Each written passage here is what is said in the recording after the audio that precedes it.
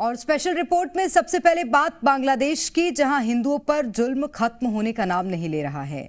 इस बीच इस्कॉन प्रमुख चिन्मय प्रभु का केस लड़ रहे हिंदू वकील पर जानलेवा हमला हुआ, जिसके बाद उनकी हालत नाजुक बनी हुई है। वहीं भारत में जगह जगह बांग्लादेश सरकार के खिलाफ नारेबाजी और प्रदर्शन हो रहे हैं।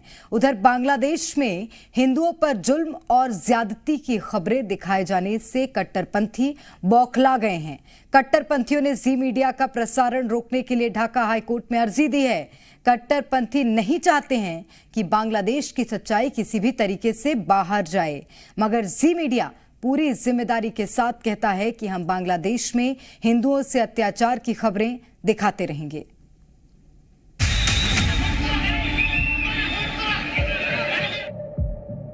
रास्ते में अगर कंठी पहनने के लिए और तिलक लगाने के लिए अटैक अगर होता है तो ये भी तो एक बहुत ही बड़ा कंसर्न है। आप लोग ऐसा कुछ मत करिए कि जिससे अटैक हो जाए।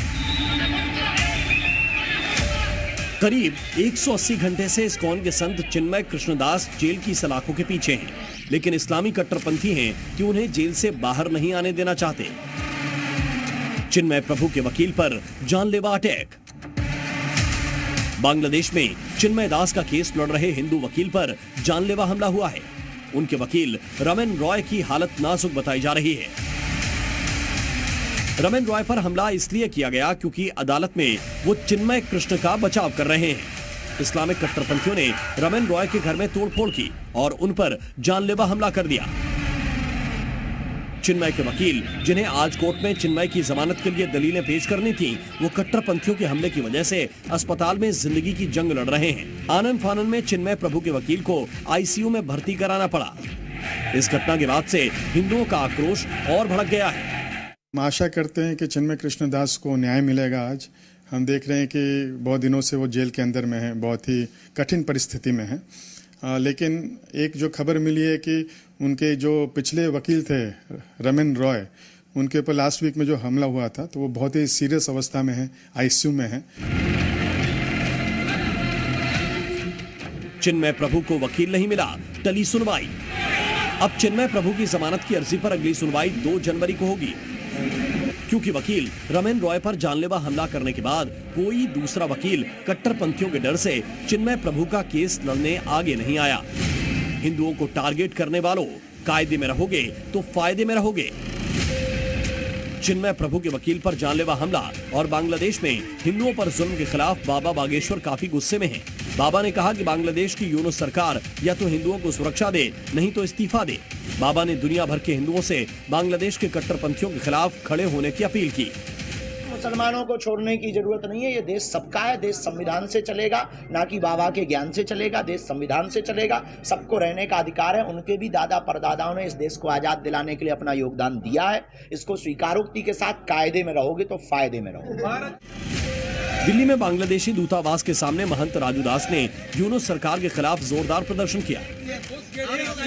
राजू दास ने सनातन धर्म और भारत माता के जयकारे लगाए।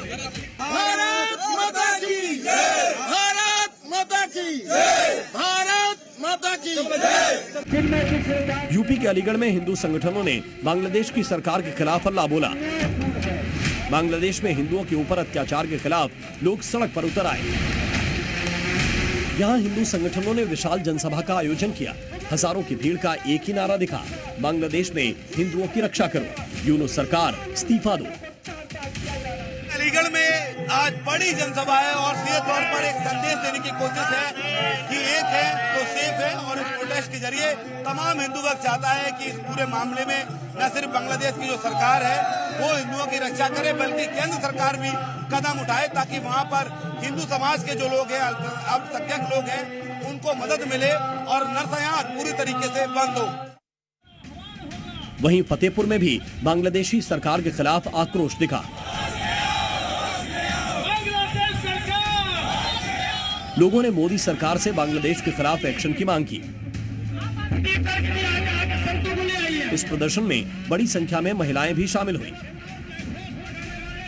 बांग्लादेश में हिंदुओं पर अत्याचार के विरोध में कन्नौज में हिंदू संगठनों ने आक्रोश यात्रा निकाली, जिसमें साधु संतों के अलावा पूर्व सांसद सुब्रत पाठक ने भी हिस्सा लिया।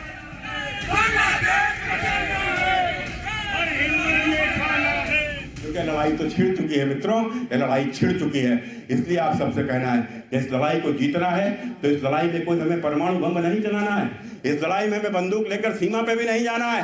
यह लड़ाई तो हम जीत जाएंगे जब हम एक हो जाएंगे, और जब हम एक हो जाएंगे तो यही हमारी ताकत होगी जिससे सामने वाले मित्र निश्चित रूप से नतमस्तक हो जाएंगे।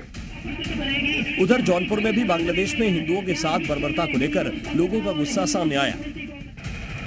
यहां हिंदू संगठनों ने आक्रोश मार्च निकाला। बांग्लादेश में हिंदुओं पर अत्याचार के खिलाफ भारत का सनातनी समाज काफी नाराज है। बांग्लादेश में हिंदुओं पर जुल्म के विरोध में बिहार के बक्सर में जोरदार विरोध प्रदर्शन हुआ।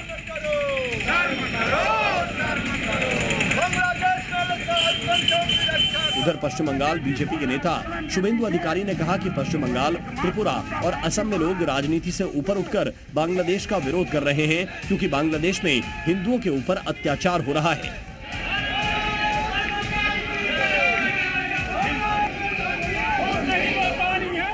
तोड़फोड़ करना ठीक नहीं है, और ये जो बांग्लादेशी दूतावास का अधिकारिक है, ये लोग हमारी गेस्ट है, उसको सुरक्षा देना, उसको इज्जत देना, रिस्पेक्ट करना हर भारतीय का फर्ज बनता है। और ये लोग देखिए, हम लोग हिंदू ये सब काम नहीं करता। इस बीच बांग्लादेश में इस्कॉन से जुड़े लोगों पर हो रहे अत्याचार से बचने के लिए इस्कॉन ने बेहद जरूरी गाइडलाइंस जारी की हैं। इस्कॉन ने कहा है कि बांग्लादेश में खुले में कोई ऐसा पहनावा ना पहने जो बाहर से दिखाई दे। इस्कॉन के वाइस प्रेसिडेंट का कहना है कि इस्कॉन के सन्यासियों को टारगेट किया जा रहा है, इसलिए ऐसी हालत में जान बचाने के लिए कुछ दिन अपनी धार्मिक पहचान गोपनीयता से संभाल कर रखें। रास्ते में अगर कंठी पहनने के लिए और तिलक लगाने के लिए अटैक अगर होता है तो ये भी तो एक बहुत ही बड़ा कंसर्न है कि जो लाइफ है अगर वही थ्रेटेंड हो जाए तो फिर इस तरह के, इसीलिए मतलब ये कहा गया है कि at least for the time being आप लोग ऐसा कुछ मत करिए कि जिससे अटैक हो जाए। मोहम्मद यूनुस के देश में हिंदू विरोधी कत्लेआम चल रहा है, लेकिन अब पूरी दुनिया से बांग्लादेश के हिंदुओं के हक की आवाज उठने लगी है। यूनाइटेड किंगडम की संसद में भी हिंदुओं के कत्लेआम का मुद्दा गूंजा। And there are reports of police and army standing by as more than 20 places of minority Hindu and Sufi worship were vandalized and their worshippers attacked. On Friday, this came to a head when extremist groups from the Jamaat-e-Islami party attacked 2 Hindu temples in Chittagong and conducted a campaign of orchestrated violence against the Hindu population. A leading Hindu monk, Chinmoy Krishna Das, who is a former leader of the ISKCON Krishna consciousness movement, has been arrested.